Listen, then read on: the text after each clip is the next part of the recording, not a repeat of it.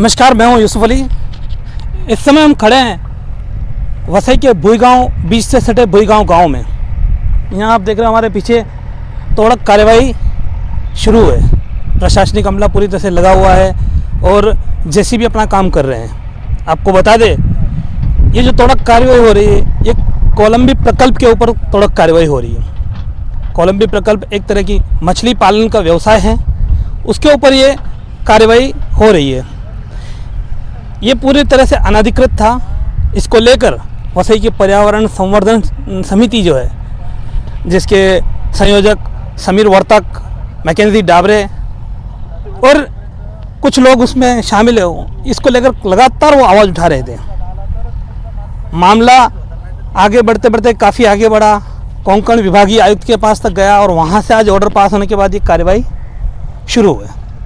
अब इसमें सवाल ये सबसे बड़ा है कि ये अनधिकृत है और टूट रहा है, वो अपनी जगह है, लेकिन ये बनने के समय क्यों नहीं रोका गया? आज जब प्रशासन इतनी जद्दोजहद करके इसको तोड़क कार्रवाई कर रहा है, तो क्यों उस समय नहीं रोका गया? एक सवाल। दूसरा सवाल, यह चीज़ कि यह अनधिकृत है, कोंकण विभागीय आयुक्त के जहन में आया, स्थानिक प्रशासन के जहन में नहीं आया। यहाँ बैठा स्थानिक प्रशासन कर क्या रहा था जब ये उभारा गया, या फिर इसके पीछे का खेल क्या है?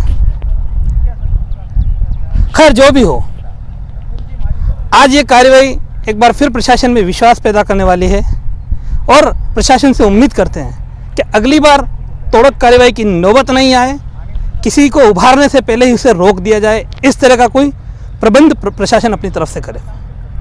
वसई से यूसुफ अली।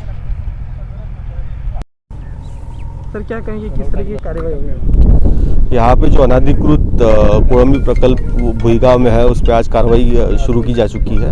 4 जगहों पे कार्रवाई चल रही है। 10 पॉइंट है, 10 से ज़्यादा पॉइंट है, उनको आज तोड़ा जा रहा है। सर, बार बार इस तरह से पहले भी कार्रवाई हुई थी, अभी भी कार्रवाई ये बांध दिए जाते थे, तो रोक क्यों नहीं हो पा रही थी? इसमें प्रॉब्लम ये होती है कि इसमें पानी जमा होता है, उसकी वजह से पूरा बांध नहीं तोड़ा जा सकता। जो थोड़ा बहुत हम तोड़ते हैं उसको रिस्टोर करके फिर से इन्होंने शुरू किया था। आज उस पर फिर से कार्रवाई की जा रही है। सर, ये कार्रवाई में कितना मनुष्यबल, कितना कुछ मटेरियल लगाया? यहाँ पे तीनों डिपार्टमेंट के लोग अभी मौजूद है। पुलिस डिपार्टमेंट के हैं, हमारे रेवेन्यू डिपार्टमेंट के और महानगर पालिका के भी लोग मौजूद है। 100 से ज़्यादा लोग यहाँ पे अभी है। सर, भुईगांव में हो रही कोलंबी प्रकल्प पर कार्रवाई के बारे में क्या कहना चाहेंगे? देखिए, पहले तो मैं ये कार्रवाई का स्वागत करता हूँ। ये जो हमारी जो वेस्टर्न बेल्ट है, पश्चिम किनार पट्टी, यहाँ पर समुद्र के बाजू में बहुत सारी वेटलैंड है, पांथर जगह जिसको बोलते हैं, और उसके ऊपर मैंग्रोव्स है, कांदळवन है। अभी वो पर्यावरण के माध्यम से उसका जो महत्व दुनिया को जो पता चला है, इसके लिए वेटलैंड और कांदळवन है, जो मैंग्रोव्स है, वो बचने चाहिए। इसके लिए हम लोग माननीय फादर फ्रांसिस दिब्रिटो के मार्गदर्शन में ये पर्यावरण का काम कर रहे हैं। आपको बताता हूँ कि आज जो कार्रवाई है, इसके पीछे एक ऐसा बैकग्राउंड है कि पिछले 15 साल से हमारे भुईगांव के बुजुर्ग हैं, पर्यावरण के कार्यकर्ता फ्रांसिस डिसोजा, उन्होंने उसके बारे में काम करना शुरू किया। फिर उनके साथ हमारे मैकेंजी डाबरे हैं, उन्होंने उनका साथ देना शुरू किया। उसी वक्त आपको मैं बताता हूँ कि उसी वक्त दयानंद स्टैलिन सर, जो वनशक्ति के संचालक है, उन्होंने वनशक्ति के माध्यम से हाईकोर्ट में जनहित याचिका दाखिल की 87/2013।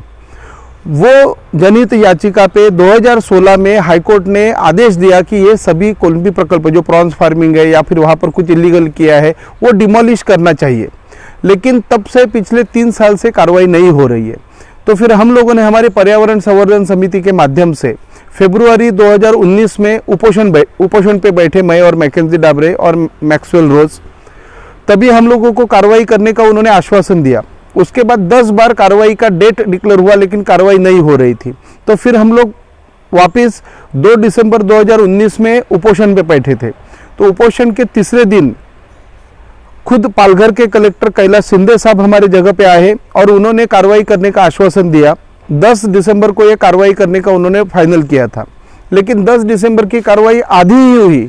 इसके लिए हम लोग पिछले 1.5 साल से कंटिन्यूस इसके पीछे काम कर रहे हैं, तो आज जाके वो कार्रवाई हो रही है। तो जल्द से जल्द हाईकोर्ट के आदेश के अनुसार पूरी कार्रवाई होनी चाहिए और वो कार्रवाई होने के बाद वहाँ पर मैंग्रोव्स और वहाँ की वेटलैंड बचनी चाहिए, हमारा उद्देश्य है। कोलंबी प्रकल्प जो बोलते हैं, इसको हिंदी में क्या कहेंगे, इसके पर्यावरण को क्या नुकसान है, उसके बारे में बताइए। देखिए, ये जो कोलंबी प्रकल्प है जिसको प्रॉन्स फार्मिंग बोलते हैं, उसके लिए बहुत सारा खारा पानी इकट्ठा किया जाता है और उसमें कुछ केमिकल प्रक्रिया की जाती है। जब ये प्रॉन्स का एक प्रोडक्ट निकलता है तो वो पानी वो बाजू की ज़मीन पे डाल देते हैं, तो वहाँ की जो ज़मीन है, जो उपजाऊ ज़मीन है, वो नापिक हो जाती है। उसके साथ ही ये जो पूरे प्रॉन्स फार्मिंग जो चल रही है वो खाड़ी क्षेत्र में है, उसकी वजह से जो भर्ती और ओटी, हाई टाइड और लो टाइड का है, उसके ऊपर उसका इफेक्ट होता है। तो भविष्य में जो वसई डूबनी नहीं चाहिए, या फिर हमारे गांव में जो पानी जम रहा है उसके लिए वो कोलंबी प्रकल्प बहुत तकलीफ दे रहे हैं। तो भविष्य में वसई डूबनी नहीं चाहिए, पर्यावरण ठीक रहना चाहिए, इसके लिए कार्रवाई बहुत होना ज़रूरी है। कुल कितने कोलंबी प्रकल्प है और आज कहाँ कहाँ कैसी कार्रवाई हो रही है? अभी ये पूरी ज़मीन जो है ना, जहाँ पर ये जो कार्रवाई चल रही है वो पूरी की पूरी सरकारी ज़मीन है। एक तो ये सरकार की ज़मीन भूमाफिया ने हड़प ली है और ऊपर से पर्यावरण को तकलीफ होगी ऐसे ये प्रोजेक्ट उन्होंने किया है। ये कार्रवाई करीबन हमारे माध्यम से जो हम लोगों ने पता चला है कि फिर मंडल अधिकारी ने जो रिपोर्ट दिया है कि 36 कुछ वहाँ पर प्रॉन्स फार्मिंग के प्रोजेक्ट है और वो पूरे कार्रवाई होनी चाहिए, हमारी मांग है। आज की कार्रवाई से कहाँ तक चलती? कार्रवाई होने के बाद देखा जाएगा कितनी कैसी कार्रवाई करते, क्योंकि ऐसे ही 2019 के 10 दिसंबर को कार्रवाई की थी लेकिन पूरी कार्रवाई हुई नहीं थी। अगर आज भी संतुष्टिपूरी कार्रवाई नहीं होती तो आगे की क्या? देखिए, हाईकोर्ट का ही आदेश है और कोकन कमिश्नर के स्पष्ट ऑर्डर है कि पूरा वेटलैंड जो है वो क्लियर करके वहाँ पर रिस्टोरेशन करना है, वहाँ पर जो मैंग्रोव्स है वो लगाने हैं और पर्यावरण का जो महत्व है वो टिकना चाहिए। आखिरी सवाल, ये मामले, इस तरह के कोई भी मामले हो तो वो हाई कोर्ट तक या आपने भी जिक्र किया कोंकण डिवीजन कमिश्नर तक जाने की जरूरत क्या थी? यहाँ के लोकल प्रशासन को इस चीज़ का नॉलेज नहीं है क्या? कैसा है, लोकल प्रशासन और ये जो भूमाफिया है इनकी पहले से मिली भगत है, इसके लिए हम लोगों को ऊपर तक जाना पड़ता है। आप सीधा सीधा आरोप लगा रहे हैं। है ही ना, नहीं तो आपको बता दो सरकारी जगह पे भूमाफिया एंट्री करते कैसे है। मैकेंजी सर, एक कोलंबी प्रकल्प जो है उससे आपको क्या परेशानी है और क्यों आप उसको ध्वस्त करवाने के पीछे लगे हैं? सवाल कोलंबी प्रकल्प का नहीं है, सवाल हमारे पर्यावरण का है। आज आप देख रहे हो कि दुनिया भर में, देश भर में, अभी हम लोगों ने उत्तराखंड में भी देखा कि ये जो पूरा हवामान जो बदल रहे हैं तो उसका क्लाइमेट चेंज की वजह से पूरे दुनिया पे असर आ रहा है और ऐसे में ये पर्यावरण का संवर्धन करना हमारे लिए काफ़ी महत्वपूर्ण है। जहाँ पे प्रॉन्स प्रोजेक्ट या कोलंबी की खेती की जाती है वो समुद्र को लग के है, CRZ का वहाँ वायोलेशन है। काफ़ी जगह पे उन्होंने जो मैंग्रोव्स है उसको तोड़ा है। वहाँ पे वेटलैंड जो है, जहाँ पे समुद्र का पानी आता है या जोर से अगर बारिश हो जाता है तो वो पानी वहाँ पे जमा हो जाता है, जिसकी वजह से फ्लड नहीं आता। तो एनवायरनमेंट सेंसिटिव ये जो पूरा एरिया है, इस एरिया को बचाना ये हमारा मकसद है। आज अगर हम इसके ऊपर ध्यान नहीं देंगे तो आने वाले समय में एक जगह पे समुद्र है, दूसरी जगह पे अगर बारिश होता है, बाढ़ आती है, तो इस वसई को कोई बचा नहीं सकता। इसलिए कोलंबी प्रकल्प के ऊपर या कोलंबी प्रकल्प के जो लोग हैं उसके ऊपर हमारा कुछ भी गुस्सा नहीं है। हमारे लिए कि इस तरह से अगर पर्यावरण नहीं बचेगा, उसके लिए अगर हम काम नहीं करेंगे तो आने वाली जो पीढ़ी है वो हमें माफ़ नहीं करेगी। और इसके लिए पर्यावरण को, वेटलैंड को और ये जो पूरे मैंग्रोव्स है उसको बचाने की जो हमारी लड़ाई है वो हम पर्यावरण संवर्धन समिति की ओर से लड़ रहे हैं। आज की जो कार्रवाई जारी है उसको अपनी कहाँ तक जीत मानते हैं? देखो, कार्रवाई जो है वो कार्रवाई शायद आज पूरी नहीं होगी तो कल कुछ करेगी। हमारे लिए ये मकसद है कि लोगों में इसके बारे में एक संदेश जाए कि हम जो भी करें उसके वजह से पर्यावरण को हानि ना पहुँचे। जो भी करना है वो लीगल करो। आप कुछ भी मन में आए इसलिए सरकार की ज़मीन है वो हड़प करके उसके ऊपर कुछ बनाओ, यह ना करते हुए सबको आप साथ में लेते हुए, पर्यावरण का पूरा हित ध्यान में लेते हुए उसको किस तरह से हम इस पर्यावरण को बचा सकते हैं। और साथ में प्रशासन की, लोगों की भी जिम्मेदारी हमसे बड़ी है, क्योंकि अगर प्रशासन इसके ऊपर ध्यान नहीं देगा, प्रशासन कार्रवाई नहीं करेगा तो ये ज़मीन प्रशासन की है। इस देश की कायदा और सुव्यवस्था रखनी ये प्रशासन की जिम्मेदारी है। तो मुझे लग रहा है कि हमारे से ज़्यादा, हम तो सामाजिक कार्यकर्ता है, हमारा जो काम करके हम जो कम वक्त मिलता है उसमें पर्यावरण के ऊपर काम करें, लेकिन प्रशासन की जिम्मेदारी वो ज़्यादा है। उन्होंने इसके ऊपर ध्यान दे के ये जो पूरा वेटलैंड है उसको बचाने की कोशिश जो है वो करनी चाहिए। स्थानिक प्रशासन को लेकर क्या कहेंगे? देखो, पिछले 12 साल से इन सब पर्यावरण को बचाने के लिए, मैंग्रोव्स को बचाने के लिए हम लोग कोशिश कर रहे हैं। और स्थानिक प्रशासन जो है, क्योंकि आपको पता है कि अधिकारी जो आता है 2-3 साल के लिए वसई में आते हैं, उसके बाद उनका और कहीं तो ट्रांसफ़र हो जाता है। इसलिए इस ज़मीन से, इस वसई के पर्यावरण से उनको इतना ज़्यादा लेन देन नहीं होती। मुझे लग रहा है कि इस देश को अगर बचाना है, इस पर्यावरण को बचाना है, तो ये हम सबकी जिम्मेदारी है। आज वसई के पर्यावरण को हम हानि अगर पहुंचाएंगे तो उसको ऊपर मुंबई पे आएगा, उसका असर जो है वो गुजरात में आएगा, उसका असर जो है जो खाड़ी किनारे या जो भी समुद्र किनारे उसके ऊपर आएगा, देश के ऊपर आएगा।